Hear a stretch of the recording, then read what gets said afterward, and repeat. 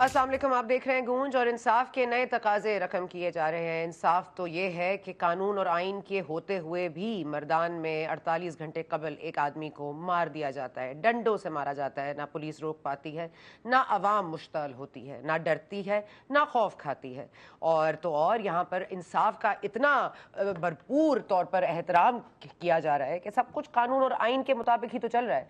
अब आप देखिए ना, क्या कानून क्या आइन। आज चीफ जस्टिस साहब मौजूद थे, मंसूर अवान साहब अटॉर्नी जनरल हैं पाकिस्तान के, वो उन्होंने पेश हुए। उन्होंने कहा कि आपको ये member bench, full member bench जो है बना दिया जाए, फुल कोर्ट बेंच बना दिया जाए। लेकिन उन्होंने कहा 8 मेंबर्स ऑलरेडी मौजूद हैं, क्या ज़रूरत है।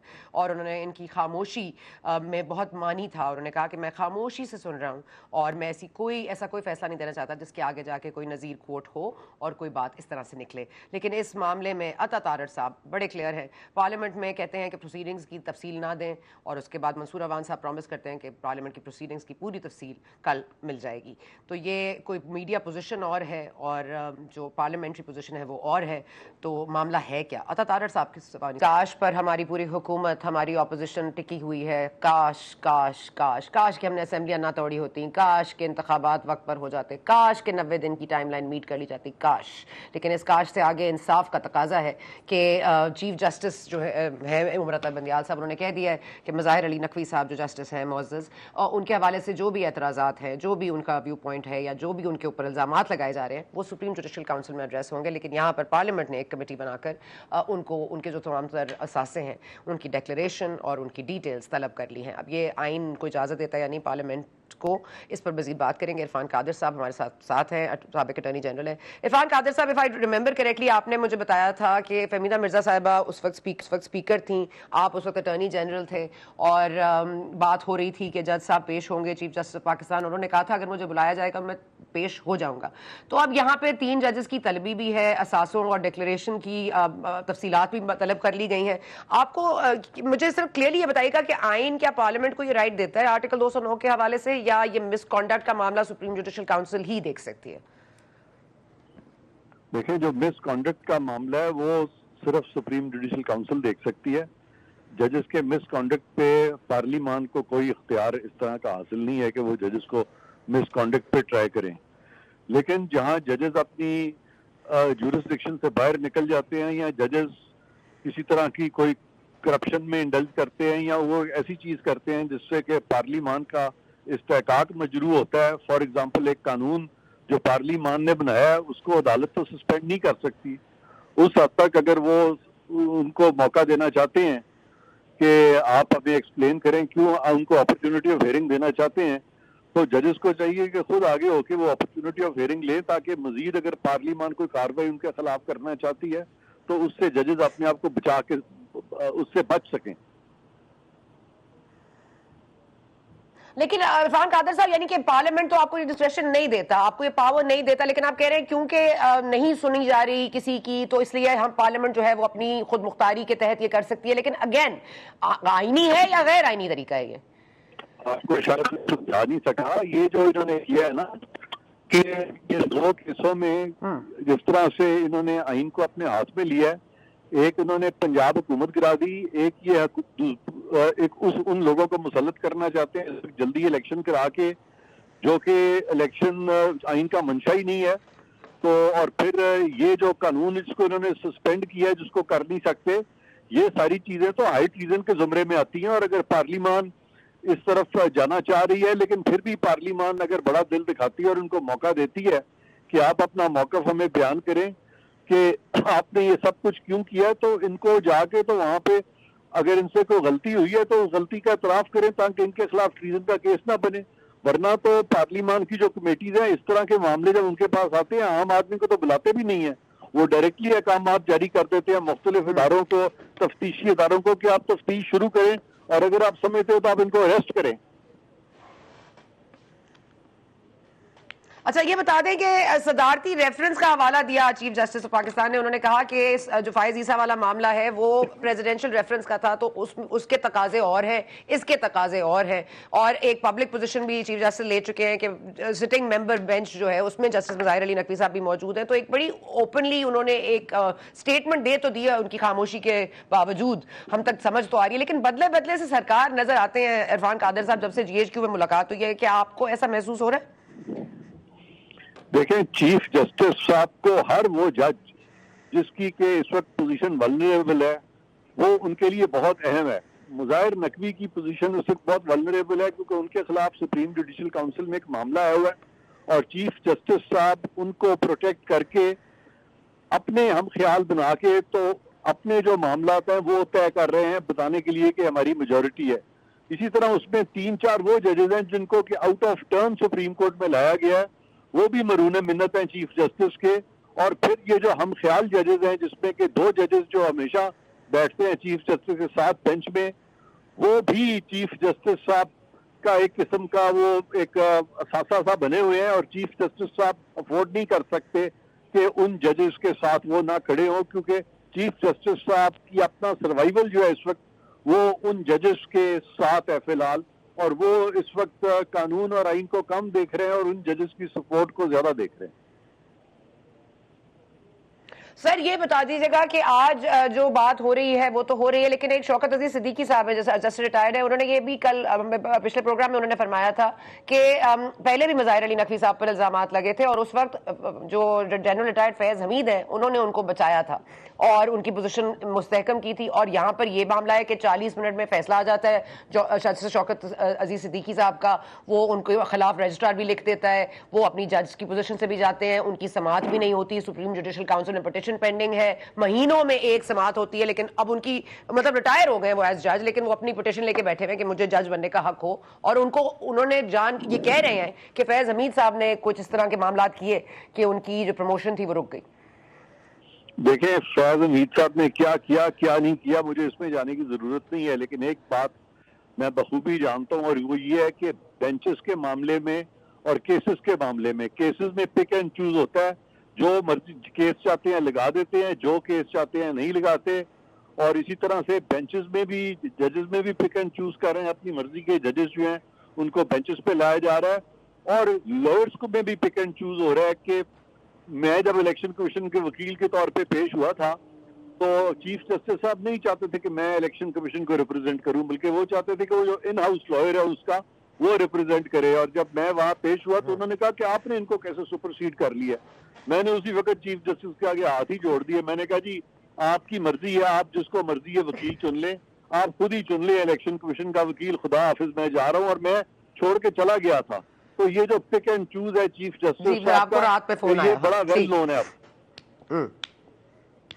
अच्छा सर, आज जस्टिस साहिबा जो बेंच पे हैं उन्होंने भी फरमाया कि ये जो ओपन डिक्लेरेशन मांग रहे हैं फुल कोर्ट बेंच की तश्कील के हवाले से, ये चाहते हैं जो अंदर के एक कुछ है मामलात वो सबके सामने आ जाए, यानी कि अंदर के मामलात हैं। बिल्कुल अंदर के मामलात हैं और मैंने चीफ जस्टिस साहब को ये कहा था, आपके प्रोग्राम में मैं पहले भी 2-3 दफा ये बात कर चुका हूँ।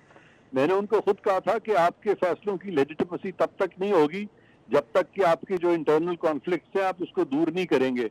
और ये जो इलेक्शन का जो केस है, इलेक्शन की जो डेट दी है उसमें 4 जजेस ने तो ये मामला जो था वो कह दिया, खारिज कर दिया। और उन्होंने कहा कि ये फुल को ये उन्होंने कहा कि ये ऑर्डर ऑफ द कोर्ट वो है जो हम 4 जजेस कह रहे हैं। तो ये जो कॉन्फ्लिक्ट इस तरह के हैं इनको रिजॉल्व करना बड़ा जरूरी है, इसलिए सब कह रहे हैं फुल कोर्ट बने।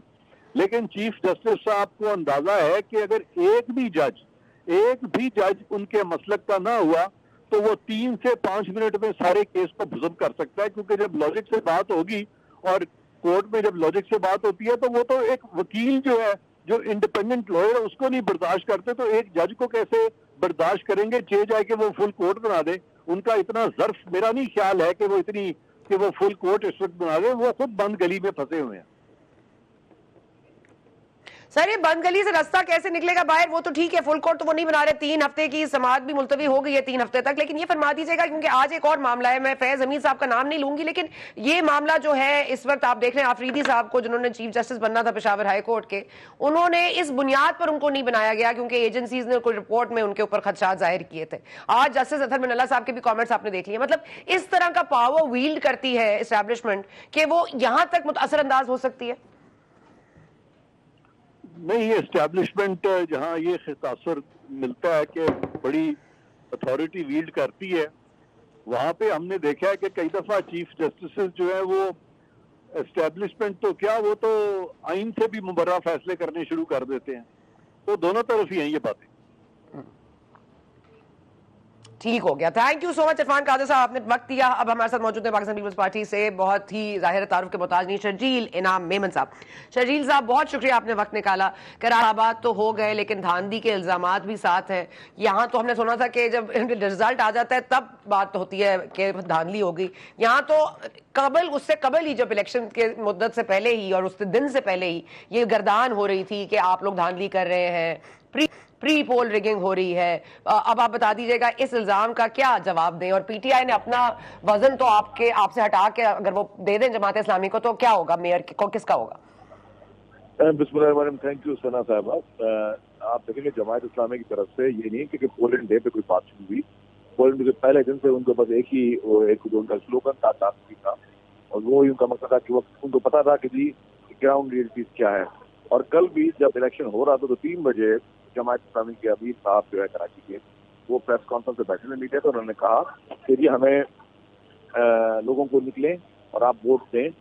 3 बजे 2 घंटे बाकी गए थे पोलिंग में, बिकॉज ही नोज कि भाई लोगों के कैंप में नहीं आ रहे। बोले जी आप निकले, फलानी लोग निकले, हमारे कौम के लोग निकले, हमारे कैंप्स में आए वोट दे। मतलब ये उस वक्त वो एडमिट कर चुके थे कि उनको जो है वोट नहीं पड़ रहे। और अलहमदुल्ला ना सिर्फ कराची की बात नहीं है, पूरे इलेक्शन पे कल, और देखिए तरीके हर डिस्ट्रिक्ट में आपको यही आवाज मिलेगी पीपल्स पार्टी की, और वहां से कहीं भी उनके किसी भी डिस्ट्रिक्ट में शांति की बात नहीं हुई। जमात इस्लामी का प्रॉपर स्लोगन ही ये था कि किसी तरीके से क्रिटिसाइज उनको करना था, इसलिए उन्होंने किया है। और मैं नहीं समझता कि उनकी अब मजीद जो है कोई जगह में, जहाँ तक सीट की बात है डेफिनेटली यू एब्सोल्युटली राइट। अब इस वक्त मेजॉरिटी में पीपल्स पार्टी है, पीपल्स पार्टी का हक है कि वो अपना मेयर लेकर आए, लेकिन उसमें भी हम जमात इस्लामी को भी ऑफर करेंगे, और डेफिनेटली हमारी कोशिश होगी कि पीपल्स पार्टी का मेयर आए। और अगर ये पॉलिटिकल प्रोसेस है उसको डेफिनेटली पीपल्स पार्टी कॉन्टेस्ट करेगी। ठीक है, तो सेंसस वाले मामले में जो एमक्यूएम आपसे नाराज है, कह रही है हुकूमत भी छोड़ देगी, साथ भी नहीं देगी, तो यही मामला कैसे हल होगा सर? देखिए सेंसस की बात अगर आपको याद हो, सबसे पहले हमारे चेयरमैन बिलावल भुट्टो जरदारी साहब ने कराची में एक जगह स्पीच में उन्होंने कहा कि अगर सेंसस ठीक नहीं हुए तो हम हुकूमत छोड़ेंगे, और उस वक्त इनकम का भी एतराज शुरू ही नहीं हुआ था। मैं एज ए इंफॉर्मेशन मिनिस्टर उन तमाम मीटिंग में एहसान इकबाल साहब के साथ, चीफ मिनिस्टर साहब के साथ बैठा हूँ, और सिंध गवर्नमेंट ने मुसलसल अपने रिजर्वेशन दिए हैं। जो सेंसस का प्रोसेस है इट इज नॉट फेयर, हमें एतमाद में नहीं लिया जा रहा। और चीफ मिनिस्टर ने कोई बेशतर लेटर्स लिखे हैं, चीफ मिनिस्टर ने मीटिंग में बड़ा लाउडली उन चीज को रेज किया है, अपने ऑब्जेक्शन को रेज किया है, जिसको फेडरल गवर्नमेंट ने नहीं हल किए। तो सेंसस में it is not only MQM issue, it is basically Sindh government issue and it is the people of Sindh issue. तो हम लोग बिल्कुल क्लियर है कि हम कहते हैं कोई हमें प्रॉब्लम नहीं है, आप सिर्फ हेड काउंट सही करें, आपको बाद में जो फैसले करने करें। लेकिन ये हो नहीं सकता कि आप जो लोग एग्जिस्ट करते हैं, जो जिंदा हैं, जो सांस उठा रहे हैं, जो खाना खा रहे हैं, जो यहाँ के रिसोर्स ले रहे हैं, आप उनको काउंट ना करें। तो वो एक बहुत बड़ी जाती है कि इसमें पीपल्स पार्टी के अपने रिजर्वेशन बहुत ज्यादा है, और पीपल्स पार्टी रिजर्वेशन को एमक्यूएम में तो रिजल्ट के बाद आना शुरू किया। हमने पहले दिन से जहाँ पे हमें प्रॉब्लम हो रहे थे, कि हमें पता चल रहा था कि हमें पता ही नहीं जा रहा कि काउंट किस तरह हो रहा है, और काउंट में हमें बहुत सारे प्रॉब्लम आ रहे थे, हमने फेडरल गवर्नमेंट इन राइटिंग भी, ऑफिशियली भी, प्राइम मिनिस्टर साहब के साथ भी, पीपल्स पार्टी की लीडरशिप में भी जो है वो प्राइम मिनिस्टर साहब मैटर आया था, और सिंध गवर्नमेंट के बाकायदा जेन्युइन रिजर्वेशन है, और वो ऑन रिकॉर्ड।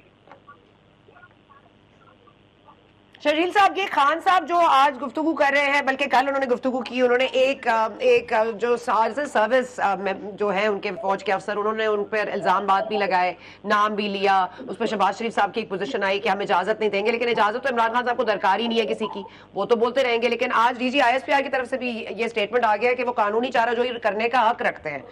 तो आपको क्या लगता है इमरान खान साहब की जो सदाकत है वो क्वेश्चनेबल है, या वो जो बात कर रहे हैं कि मैं मतलब क्या वो जुर्म नहीं कर सकते हाजिर सर्विस जो फौजी है, तो क्या आपको लगता है इस पर कोई कार्रवाई होनी चाहिए? देखिए, दुनिया का हर शख्स जुर्म कर सकता है, कोई बात नहीं, जुर्म होता है, जुर्म होता है। इशू ये नहीं है, इशू ये है कि इमरान खान ने किस पे इल्जाम नहीं लगाया। जब vote of no confidence start हुआ तो इमरान खान ने पहला इल्जाम लगाया अमेरिका पे, ठीक है। उसके बाद फिर अमेरिकन एम्बेसडर पर इल्जाम लगाया इमरान खान ने। उसके बाद फिर वो पीपुल्स पार्टी लीडरशिप को उन्होंने इल्जाम लगाए, फिर उन्होंने जनरल बाजवा साहब पे भी इल्जाम लगाए, फिर हर उस ऑफिसर पर इल्जाम लगाया जिसने पहले इमरान खान पे एहसानात किए। उसके बाद फिर क्या हुआ, फिर नया रिजीम एक जगह डेफिनेटली पोस्टिंग ट्रांसफर होते रहते हैं।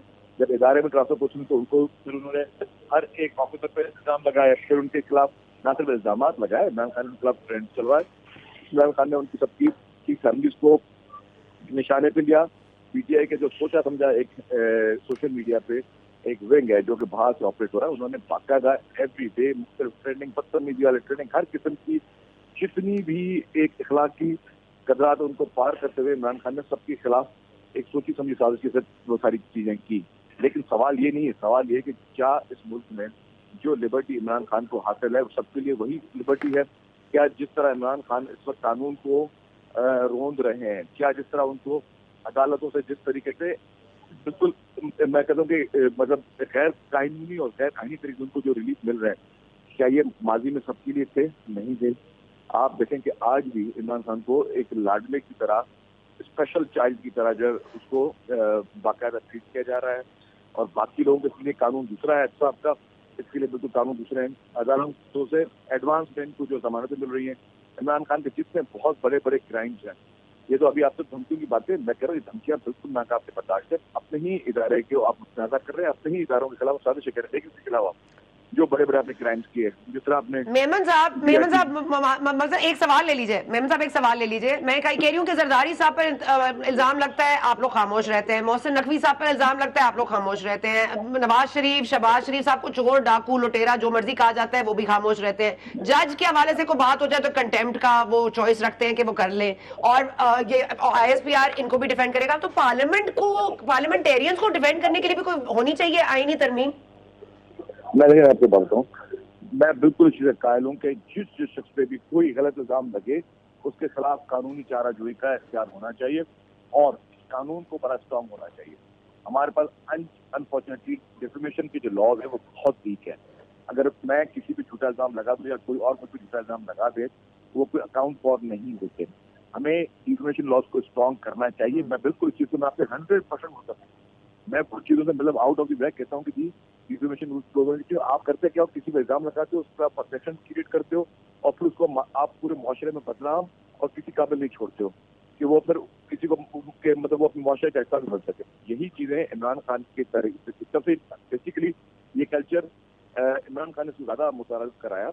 इमरान खान जैसे ही पॉलिटिक्स में आए तो उन्होंने इस तरह की ट्रोलिंग और इस तरह की बदतमीजियां, मतलब मुझे याद है कौन से जो एंकर्स है, एंकर्स के नाम पर खवातीन एंकर्स के नाम पर जिस तरीके से बदतमीजियां की गई, जिस तरीके से उनको कालम गलौज स्टार्ट की गई, सारी पीटीआई के नई कल्चर स्टार्ट। और ये भी जब आपने बात की सर एक सवाल ले लीजिए मेमन साहब, थोड़ी वक्त की कमी है इसलिए हम जिसको रेस फॉरवर्ड ये बता दीजिएगा कि आज वो कह रहे हैं असद उमर साहब भी, इमरान खान साहब तो बहुत अरसे से कह रहे हैं लेकिन इशारों कनाइयों में कह रहे हैं, आज असद उमर साहब ने खुल के कह दिया है कि इस वक्त जो मौजूदा हुकूमत है यानी कि आपकी पार्टी भी इस वक्त एस्टैब्लिशमेंट के जो है बैसाखियों पर खड़ी है।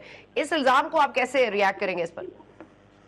देखिए, पीपुल्स पार्टी कोई बड़ी बेनिफिशियरी नहीं रही। पीपुल्स पार्टी जब इमरान खान को फुल सपोर्ट तभी उन्होंने सिंध में गवर्नमेंट बनाई, आज सिंध में गवर्नमेंट बनाई। फेडरल में 3-4 मिनिस्ट्रियां पीपुल्स पार्टी ने आज अगर गवर्नमेंट में मौजूद है तो वो सिस्टम को स्ट्रॉन्ग करने के लिए और डेमोक्रेसी को स्ट्रॉन्ग करने की हुकूमत बैठी हुई है। पीपुल्स पार्टी कोई वो मिनिस्ट्रीज का या कोई खुदा न खासा पैसा की पीपुल्स पार्टी कोई बहुत बड़ी बेनिफिशियरी नहीं है इस पूरे सिस्टम का। यस, हम चाहते हैं कि डेमोक्रेसी प्रिवेल करे, हम चाहते हैं कि उस मुल्क में लॉ प्रिवेल करे, कानून सबके लिए एक जैसा हो। ये नहीं है कि एक लाडले के लिए अलग कानून और बाकी लोगों के लिए अलग कानून। हम नहीं चाहते कि एस्टेब्लिशमेंट को ब्लैकमेल करके उनको ये कहा जाए कि जी आप न्यूट्रल हो ही नहीं सकते, न्यूट्रल वाला बंदा जो वो जानवर होता है और आप मेरी सपोर्ट करें। आप एस्टेब्लिशमेंट को गन पॉइंट पे कि आप उनके खिलाफ ट्रोलिंग करेंगे, उनके खिलाफ बदमाशी करेंगे, उनके खिलाफ आप बहुत घिनौनी साजिशें करेंगे, इसलिए आप एस्टेब्लिशमेंट को प्रेशर में लाएं जिस तरह आप अदालत को प्रेशर में ला चुके हैं। आपने अदालत को प्रेशर में लेकर आए, अब आप एस्टेब्लिशमेंट को प्रेशर में लाना चाह रहे हैं कि वो आपकी सपोर्ट करे, और अगर सपोर्ट से आपको 2018 में मिली, तो ये एक ब्लैक मनी टैक्टिक्स चल रहे हैं। मैं समझता हूँ कि किसी के लिए भी काबिल कबूल नहीं है, और इसी के लिए हम लोग खड़े हैं। हमारा और कोई मकसद नहीं, इसी के लिए हम खड़े हैं। हमें अपने इदारों को तहफ़्फ़ुज़ करना, हम अदालत का तहफ़्फ़ुज़ करना, हमें एस्टेब्लिशमेंट का भी तहफ़्फ़ुज़ करना, हमें पार्लियामेंट का भी तहफ़्फ़ुज़ करना, हमें हर चीज़ को तहफ़्फ़ुज़ करना। ठीक हो गया। थैंक यू शर्जील मेमन साहब, आपने वक्त निकाला। लेकिन यहाँ पर मामला यह है कि फराह गोगी पर इल्जामात लगाए, हुकूमत को आज रेड नोटिस इंटरपोल को कह दिया गया है कि आइंदा वो नहीं समन कर सकते फराह गोगी साहिबा को, यानी कि चेक मेट हो गया है। फराह गोगी के ऊपर भी इल्जामात लगे, उन्होंने एक्शन ले लिया है। अब हमारे इदारे आगे क्या चाराजोई करेंगे वो देखना बाकी है। लेकिन साथ साथ I want to take a moment to say कि बिलावल भुट्टो जरदारी साहब ने जो SCO में अपीयरेंस अपनी दी, जो गोवा गए, और जो कमाल इंटरव्यू उन्होंने दिया इंडियन चैनल पर, I think it's worth watching. अगर आपने नहीं देखा है तो जरूर देखिए। ये वो सारी चीजें बताएगा जो सियासतदान को होनी चाहिए और जो कहनी चाहिए, और पोजीशन किस तरह से मुस्तहकम की जाती है, और कैसे सहाफ़ी जो है इमोशनल होकर गलत बातें कर जाते हैं। ये इसमें लेसन मेरे लिए भी है, हम सब के लिए है। वक्त पर लेने जा रहे हैं, हमारे साथ रहिए।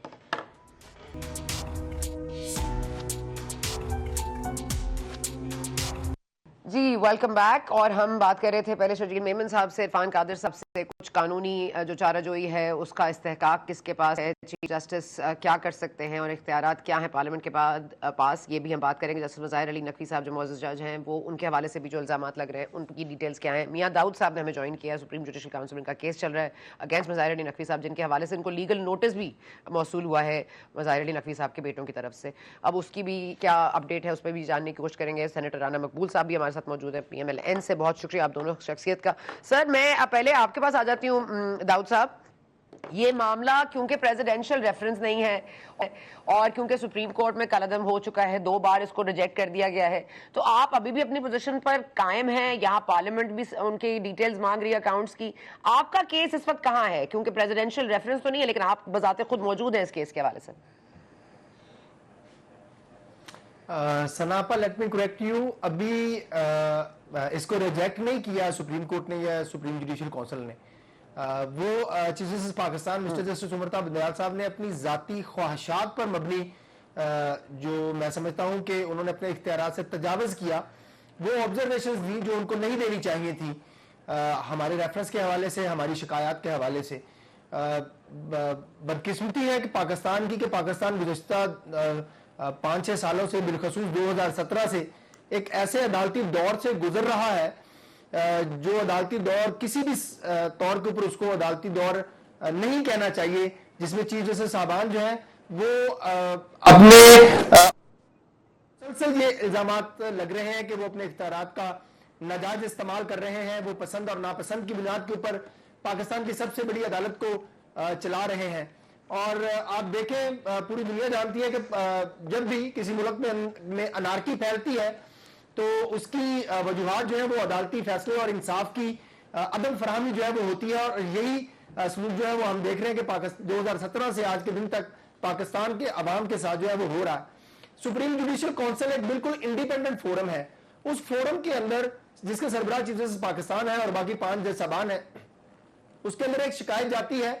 उस शिकायत का प्रोसीजर अडॉप्ट किए बगैर ही अगर चीफ जस्टिस पाकिस्तान जो है वो ये रिमार्क्स दे देते हैं कि इस शिकायत की कोई हैसियत नहीं है, और मैंने तो पैगाम दिया है जस्टिस मिलार नकवी को अपने साथ बिठाकर, तो आप बताएं कि मुस्तकबिल में कोई शख्स सुप्रीम कोर्ट के ऊपर या सुप्रीम जुडिशियल काउंसिल के ऊपर किसी किस्म का कोई एतमाद करेगा, और इसका सबसे बड़ा नुकसान जो है वो पाकिस्तान के अवाम को होगा। और फिर उसके बाद अल्टीमेटली अल्लाह ना करे, मेरे मुंह में खाक, फिर पाकिस्तान जो है। सर आप बात कर रहे हैं कि सपोर्ट की, आप ये देखिए कि परवेज लाई साहब फरमा रहे हैं कि वो आंखों का तारा है चीफ जस्टिस, इस वक्त उनकी आंखों का तारा है। मुझे लगता है इमरान खान साहब को कंपटीशन हो जाएगा उमर अता बंदियाल साहब चीफ जस्टिस साहब से, क्योंकि आंखों का तारा अगर बंदियाल साहब के हवाले से परवेज लाई साहब कह रहे हैं ना आंख का तारा है, वो अवाम की आंख का तारा है, तो आंख का तारा तो इमरान खान साहब भी थे। सनापा वो 100% दुरुस्त कह रहे हैं। उसकी वजह यह है कि माली मफादात सबके इकट्ठे हैं। आप देखें कि परवेज लाई साहब का दौर जो गुजरा पंजाब के अंदर, उसमें यह रिकॉर्ड की बात है कि उन्होंने आइन की और कानून की बदतरीन खिलाफ वर्जी करते हुए 120 अरब रुपए के तरक्याती फंड जो है परवेज लाई साहब के दौर में सिर्फ गुजरात डिवीजन में जो है वो डिसबर्स किए गए। उसकी पिटीशन सुप्रीम कोर्ट में गई। चीफ जस्टिस पाकिस्तान उमर अता बंदियाल साहब में इतनी अखलाकी हिम्मत नहीं है कि वो इस पिटीशन को समाअत के लिए मुकर्रर करके खारिज कर दें। आप देखें पाकिस्तान के सरकारी खजाने के साथ एक दिन के अंदर 20-20 करोड़ 50-50 करोड़ की तरक्याती स्कीमें एक घंटे के अंदर जो है वो अप्रूव करके गएंगी। तो वो परवेज इलाही साहब की तो आंखों का तारा होना ही है चीजें सुमरता बंदयाल साहब, क्योंकि चीजें सुमरता बंदयाल साहब ने उस आईनी पिटीशन को वो बिल्कुल हाथ नहीं लगाया। इमरान खान साहब के तरक्याती फंड्स का जब मामला जो है वो काजी फाजिसा साहब ने उसको नोटिस लिया था तो चीजें पाकिस्तान गुलजार अहमद खान साहब वो इमरान खान को बचाने के लिए आगे थे। मैं इसी बात की तरफ तो आपकी तवज्जो दिलाने की कोशिश कर रहा हूं कि 2017 से लेकर आज के दिन तक इमरान खान साहब या उनके हामी जितने मर्जी बड़े डाके में रंगों हाथों पकड़े जाए, अदलिया उनकी मदद करने के लिए आ जाती है। जमान पार्क में सरेआम पुलिस एहलकारों के ऊपर पेट्रोल बम जो है वो फेंके गए, लेकिन कोई अदालत इमरान खान को हाथ नहीं लगाने दे रही। क्यों? क्योंकि वो लाडले हैं। क्यों? क्योंकि वो ठीक हो गया सर, ये अब कौन हाथ ही लगाने दे रहा है सर? ठीक है, डॉक्टर साहब मैं वापस आती हूँ। कंटेम्प्ट में ना इन हो जाइएगा आप, या मुझे ना करा दीजिएगा। चले, और मकबूल साहब ये फरमा दीजिएगा कि आप बात कर रहे हैं कि जो जस्टिस साहब हैं उनकी आपको सारे एसेट्स की डिटेल्स चाहिए, असासजात की तमाम डिक्लेरेशंस आपने तलब कर लिए जो पब्लिक अकाउंट्स कमेटी है नूर आलम खान साहब ने। एक तरफ ये मामला चल रहा है कि पार्लियामेंट के पास ये डिस्क्रेशन है कि नहीं है, दूसरी तरफ आप देख लीजिए कि जो आज आफरीदी साहब के हवाले से जो बात आ रही है कि चीफ जस्टिस पेशावर उन्होंने बनना था लेकिन उनको एजेंसीज के खदशात की बुनियाद पर नहीं बनाया गया। तो मदाखलत तो दोनों तरफ से हो रही है, पार्लियामेंट की तरफ से हो या एस्टैब्लिशमेंट की तरफ से हो, तो अदलिया को कैसे सेव किया जाए? देखिए जी, अदलिया ने तो खुद अपने आप को सेव करना ना, उनके पास पावर है, अथॉरिटी है, इम्प्रेग्नेबिलिटी है। अगर वो काम करेंगे कार्निलिस जैसे तो सेव हो जाएंगे, अगर वो काम करेंगे हमूदुर रहमान जैसे तो इज्जत पाएंगे, अगर वो काम करेंगे राणा भगवान दास और नासिर मुल्क जैसे तो इज्जत पाएंगे, अगर वो इरशाद हसन खान जैसे काम करेंगे या साकिब निसार जैसे काम करेंगे या इनकी सुन्नत पे अमल करेंगे तो फिर तो आपको पता है उसका अंजाम क्या होता है। ये तो सीधी सी लिखी हुई किताब है, जो पढ़ेगा इसको सही तरीके से अच्छा सफ़ा वो कामयाब भी होगा, दुनिया में भी आखिरत में भी इज्जत भी पाएगा। जो नहीं करेगा दोनों जहानों का घाटा खाएगा। वो उस बंदा समझता है अपनी मिसगाइड होने की वजह से कि मैं बहुत ज़्यादा क्राफ्टी हूँ and I will navigate through all turbulences, और मेरे जितना कामयाब वही आदमी है जो सच पे खड़ा है और ईमानदारी से लोगों को सच बांटता है। सर यहाँ पे सच भी तो दो है ना, यहाँ सच भी दो हैं, झूठ के तो बगैर पाँव ही नहीं है ना। मकबूल साहब ये फरमा दीजिएगा कि पार्लियामेंट ने पहले कहा था कि हमें नहीं देंगे, हम पार्लियामेंट्री प्रोसीडिंग्स की डिटेल्स नहीं देंगे जी। सबने कहा पूछें जी क्यों मांग रहे हैं, आज आपके अटॉर्नी जनरल कह रहे हैं कि जी कल भिजवा देंगे। तो ये एक पोजीशन आपकी और है पार्लियामेंट में, एक पोजीशन और है अदलिया में, एक और पोजीशन है मीडिया में। तो ये फरमा दीजिएगा कौन सी पोजीशन है जो उसको क्लियर किया जाए। मैं अटॉर्नी जनरल हमारे ऑफिसर हैं सबसे मैं इत्तेफाक नहीं करता।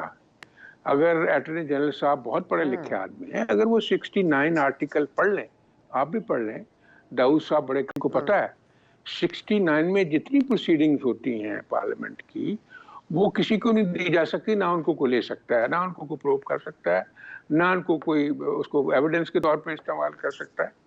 इसलिए वो एक क्लासीफाइड किस्म की प्रोसीडिंग होती है, अगर वो ओपन होती हैं। इसलिए मैं नहीं समझता कि क्यों उन्होंने ये कहा है कि जी हम कल पेश कर देंगे, ये उनकी मर्जी है, वो is the law officer of the country. लेकिन ये देखना चाहिए आर्टिकल 69 तो जरा पढ़ लेना क्या कहता है, कि उसमें तो हमारी सारी की सारी चीजें एक लिहाज से इन हाउस होती हैं। सारी बहस जो है वो उसको किसी जगह पे ना तो कोट किया जा सकता है और ना उसको साइट किया जा सकता है किसी के खिलाफ। इसलिए मैं समझता हूँ कि ये एक बड़ी क्लासिफाइड किस्म की लिटरेचर होता है, इसलिए देखना चाहिए, उसको नहीं करना चाहिए। हाल बता वो भिजवाते तो फिर उसमें तो कुछ नहीं। आर्टिकल 69 की डिटेल्स जानूंगी मैं। ठीक है दाऊद साहब, आर्टिकल 69 पर रोशनी डालिएगा, आप कैसे रीड करते हैं इसको? मैं राना की बात से काफी इत्तेफाक करता हूँ। इसमें बड़ा वाज़ेह तौर के ऊपर लिखा हुआ है, मैंने दोबारा अपने आप को कंफर्म किया कि पार्लियामेंट की किसी भी चीज को, किसी भी कार्रवाई को, चाहे वो ज़ाब्ता कार से हटकर की गई है या उसमें किसी भी किस्म का कोई और ऑब्जेक्शन है, वो अदालत में जेरे बहस नहीं आ सकता। लेकिन जो अटॉर्नी जनरल साहब ने बात की, बात सनापा बड़ी वाज़ेह है और ये हमें एडमिट करना चाहिए। डिबेट प्रोग्राम्स, टॉक शोज जो है वो इस टॉपिक पे होने चाहिए कि अनफॉर्चुनेटली ये पाकिस्तान की अदलिया है जो पहली मर्तबा आइन के ऊपर अमल दरामद नहीं कर रही। ये पाकिस्तान की अदलिया है जो कह रही है कि आइन के अंदर जो चीजें उसको मैंने अपनी मर्जी के मुताबिक चलाना है। ये पाकिस्तान के चंद साबान है जो ये इस बात की कोशिश कर रहे हैं कि आइन का आर्टिकल 84 जो है उसको रिडंडेंट कर दें और पैसे दे दें इलेक्शन करवाने के लिए। ये बदकिस्मती से हमारे चंद साबान है जो ये कह रहे हैं कि केपीके के अंदर आइन लागू नहीं होगा, सिर्फ पंजाब के अंदर लागू होगा। वहां पर जो है वो आइन की ज्यादा जरूरत है और केपीके में या दूसरे सूबों में जो है वो आइन की जरूरत नहीं है। बदकिस्मती से हमारे ये चंद साबान है जो ये कोशिश कर रहे हैं कि इलेक्शन कमीशन का काम भी हमने करना है, पार्लियामेंट का काम भी हमने करना है, महकमा ज़राअत का काम भी हमने करना है, महकमा आबपाशी मतलब इंसाफ का तकाजा जो है वो किस्मत पर है।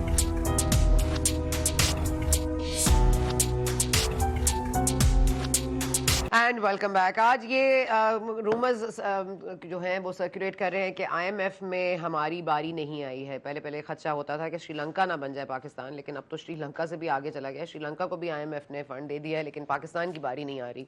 यहाँ पर कहा जाता है कि जी तमाम मामला तय हो गए और फंड मिल जाएगा, लेकिन वहाँ से जो हमें ज़राए बता रहे हैं वो ये है कि आईएमएफ की आप लिस्ट में है ही नहीं इस वक्त की जो फंडिंग है इस साल की, उसमें आपका कोई जिक्र नहीं है। अब ये बात कितनी सदाकत रखती है ये तो हमें देखने आने वाले वक्त में पता चलेगा। लेकिन बंद गली में अगर आप पहुंच जाएं तो या तो आप यू टर्न कर लें या फिर आप रिवर्स गियर लगा लें, क्योंकि बंद गली के आगे कुछ नहीं है, पीछे ज़रूर हो सकता है। और क्लासिक इसकी एक मिसाल यही है, यू टर्न ले लें, क्योंकि यू टर्न जो होता है वो हर बंद गली का रास्ता बाहर निकाल सकता है। Thank you for watching today, we will see you tomorrow.